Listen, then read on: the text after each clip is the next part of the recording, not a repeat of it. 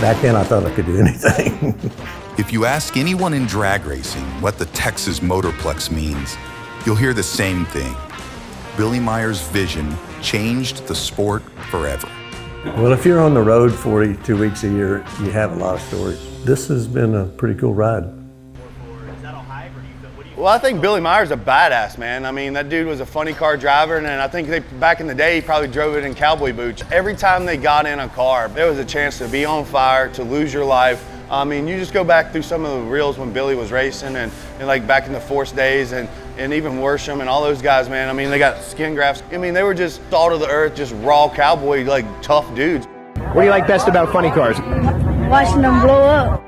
So I was one of the top go-kart guys in the nation as a kid. We raced on weekends at outlaw tracks. A friend of mine that drove a funny car in Waco for Stakely Brothers Chevrolet, Grover Rogers, he would take me to the go-kart races because I wasn't old enough to drive a car at the time. So he kind of became a big brother to me, and he drove a funny car. So I'd go to the drag races and help him work on the car. And then he asked me if I wanted to learn how to drive it. Hell yeah, why not? I mean, I was 16, so I'm the youngest guy ever in history to get a funny car license. I was really not going to be the driver. I mean, I just luckily got my funny car license. And then he crashed my go-kart at a big national event race and broke his hand. And we had all these match races booked, and so I became the driver, just as a fluke deal. I'm I guess a sophomore in high school. About 6 weeks after high school, I went on tour.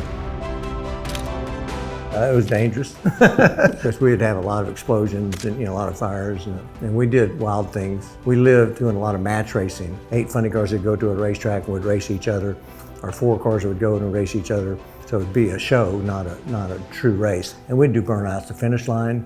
That part was pretty cool, I mean, because that was the entertainment side. I mean, he is a cowboy in every sense of the word, but he's an innovator. You're talking about a guy who started driving a funny car when he was 16 years old, and there are clips of him driving the wrong way after a burnout. Like you very rarely see on any drag strip. The first NASCAR race I ever went to in my life was the Daytona 500 in 1981 with Burt Reynolds and Hal Needham and the chairman of the board, Lou Bantle, and his wife from U.S. Tobacco. And we're up there, and of course they're having caviar and champagne, and they're in suites at the Daytona 500. And so they decided they wanted to come to a drag race. And they come to Englishtown to the Summer Nationals, 105 degrees, no permanent bathrooms, porta potties, no suites, just a timing tower like the old days. And that's the last time they ever went to a drag race. And they fly in their Gulfstream jet, and they're going to a porta potty. That's what made me decide, drag racing was a big league sport, and we were racing in minor league baseball parks, so to speak. That's probably the funniest story you'd ever hear. I wanted to be on a 4-lane highway because most racetracks back then were on 2-lane roads out in the country, for noise reasons. And Texas has the stupidest liquor laws in the world. And so I wanted to be in an area that you could sell beer. Ellis County is a dry county, and so you can't sell beer in that. There's 5 precincts in Ellis County, and this precinct was wet, so you can sell beer in this precinct. And so that's kind of how I found this land. But when I'm doing it, Kenny Bernstein, who's much more famous driver than I was, and a good friend of mine now. We weren't back then because we were competitors. They decided they wanted to build a racetrack in Dallas, and they bought land, and they theoretically bought land in Terrell, Texas, on Highway 80, just about 20 miles from here. About the time I'm about ready to do my press conference and announce this thing, they hold a press conference in Dallas and announce their building in advance of me. It pissed me off quite a bit. I went and found out where the land was they were buying. All they had done is get an option on buying the land, and their option had ran out the day before, so I bought the land. And so I own this land and that land. They have their press conference, and I hope Kenny doesn't see this. They have this press conference, and so obviously all the media, David Smith with the Dallas Morning News, they all call me going, what are you thinking? How do you want to build if they're building? I said, well, I think you probably need to find out who owns that land that they're talking about building on.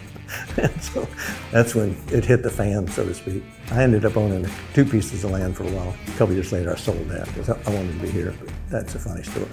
Setting up and doing the track, they were protesting and trying to stop the track from being built. They were trying to say, hey, this brings rowdyism, higher taxes. I mean, it brings all the things that a drag strip brings, but at the same time, it brings help to the area.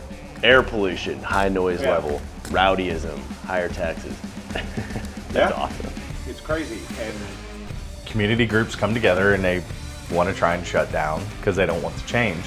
It's just part of the history of the track. It's the underdog story. Yeah. The track that was never supposed to be. Pretty cool. You know, and I was kind of raised that, you know, if you get a no, it's just you haven't asked the right question. So you just got to keep asking the right question until you get a yes. And then he built the Motorplex. I don't know where in the hell he got the money for that, but he did. The funny thing was, you know, for me to get the financing to get the thing pulled off, NHRA, and they actually gave me the national event date before I even built the racetrack. So they put me on the 1986 schedule, and there wasn't even a racetrack, which they've never done before or since. But it helped me get my financing finalized to know that I had the national event contract and know it wasn't just going to be a racetrack sitting out in the middle of nowhere.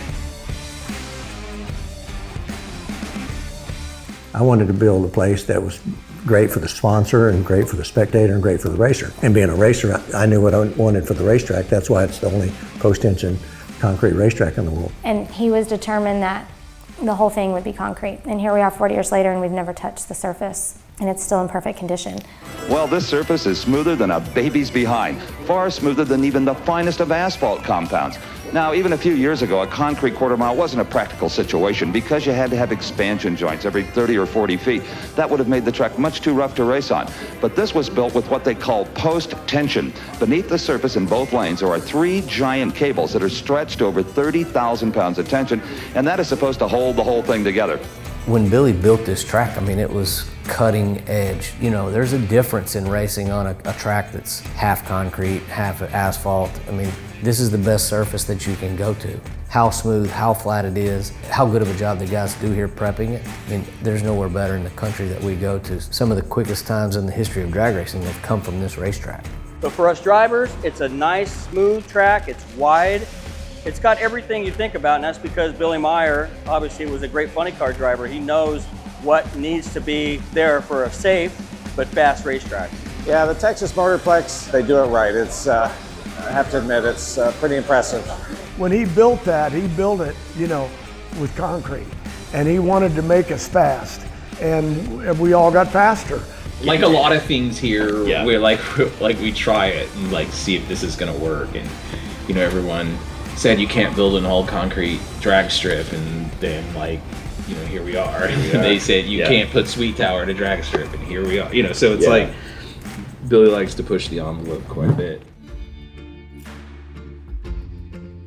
I wanted good bathrooms. I went to Texas Stadium where the Cowboys played, and I went there during the week one time, and I counted every bathroom at the stadium, and I built one more, just so I could tell the media I have more bathrooms in Texas Stadium. That's kind of the way I thought back then. We ended up getting delayed on the project, and we didn't break ground until January 20th of 1986, and we opened August 1st. We built it in 6 months, but we worked 2 shifts, 7 days a week. How many times did you hear that can be done? Quite a few.